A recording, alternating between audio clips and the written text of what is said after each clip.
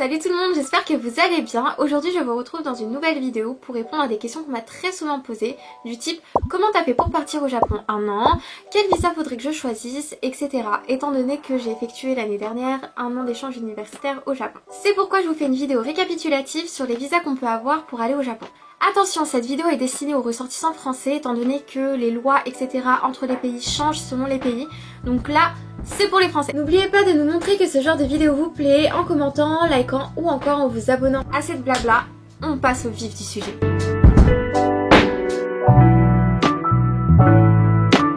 Le premier visa s'obtient lorsqu'on se marie avec un japonais ou une japonaise. Et vous serez tranquille toute votre vie. Non, je rigole. Bien évidemment, je rigole. Faites pas ça. N'allez pas vous marier avec une personne d'origine japonaise juste pour avoir le visa. S'il vous plaît, ne faites pas ça. Ne faites pas ça. Plus sérieusement, il y a deux catégories de visas. La première catégorie est le visa de moins de 90 jours. Et la deuxième catégorie est forcément le visa de plus de 90 jours. On va commencer par la première catégorie où on retrouve au final qu'un seul type de visa. Et ce visa-là, tout le monde le connaît puisqu'il est plus communément connu sous le nom de visa tourisme. En réalité, c'est pas vraiment un visa puisque c'est plutôt une exemption de visa. Il est ultra simple à obtenir puisqu'il vous suffit juste d'acheter votre billet d'avion, faire vos valises, prendre votre passeport, monter dans l'avion et aller au Japon. Non, plus sérieusement, il est facile à obtenir puisque vous avez besoin que de votre passeport pour aller au Japon et être exempté de visa. Il vous permet de rester 3 mois au Japon et il est renouvelable. C'est-à-dire que si vous restez 3 mois au Japon et que, je sais pas moi, vous décidez d'aller en Corée, vous partez en Corée et vous revenez au Japon, et bien vous avez encore une fois un nouveau visa de 3 mois. Je sais pas trop si c'est bien vu par les autorités, mais je sais que c'est possible, donc je vous en fais part. Attention, il y a certaines règles, étant donné que c'est un visa touriste, vous n'avez pas le droit de travailler au Japon, c'est-à-dire que vous n'avez pas le droit d'avoir des activités rémunérées, et encore moins de vivre au Japon pour de vrai. Évidemment, votre passeport doit être valide jusqu'à la fin de votre séjour au minimum. Une autre remarque, cette fois-ci sur les billets d'avion, s'il vous plaît, achetez votre billet aller-retour pour ce type de visa. Pourquoi? Tout simplement parce que les autorités japonaises vont vous l'exiger. Et si elles voient que vous n'avez pas le billet retour, elles risquent de vous demander sur place d'acheter votre billet retour. Et là, vous risquez de casquer. On passe à un autre type de visa que vous avez déjà entendu parler, qui est le fameux PVT, qu'on appelle aussi le visa vacances-travail. Ce visa est top, puisqu'il vous permet de faire du tourisme, tout en pouvant avoir une activité rémunérée. Le but de ce visa, c'est de laisser les gens faire du tourisme, découvrir le Japon, tout en complétant comme ils peuvent, s'ils veulent, le budget qu'ils ont pour leur séjour. Personnellement, je pense que c'est mieux d'avoir un budget avant d'aller au Japon que d'attendre d'être sur place et de trouver un travail.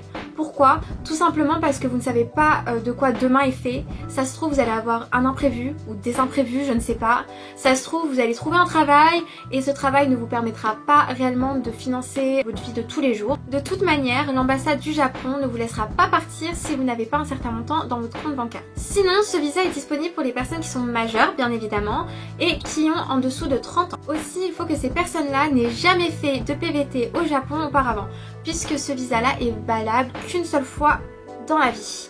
Donc choisissez bien votre moment. Pour les personnes qui veulent travailler au Japon, je vous conseillerais de garder le PVT bien au chaud et d'attendre le bon moment. Pour moi, le bon moment, ça serait après vos études ou après que vous ayez fini tous vos plans en France, que vous ayez bien évalué la situation et que vous sachiez bien où vous allez mettre les pieds. Vu que le visa est valable qu'une fois dans votre vie, ne gaspillez pas votre PVT. Parce que votre PVT, si vous trouvez un travail vraiment qui vous plaît au Japon, et bah ce PVT pourra se transformer en visa travail. Et justement, en parlant de visa travail, on va parler de ce visa. Il concerne bien évidemment toutes les personnes qui sont aptes à travailler. Pour obtenir ce visa, il vous faudra le document qui s'appelle Certificate of Eligibility. Vous obtiendrez ce document-là par le biais de votre employeur, qui vous l'enverra par voie postale, étant donné que l'ambassade du Japon l'exige pour réaliser votre visa. On passe maintenant au visa étudiant. Grâce à ce visa, j'ai effectué mon échange universitaire au Japon. Ce visa s'adresse à toutes les personnes qui ont trouvé une institution où étudier. Peu importe le domaine et quel type d'établissement, tant que, encore une fois, on vous fournit le Certificate of Eligibility. Encore une fois, on vous l'enverra par voie postale et sans ce document-là, vous pouvez pas avoir votre visa. On a aussi un autre visa dont on parle jamais et pourtant il est magnifique.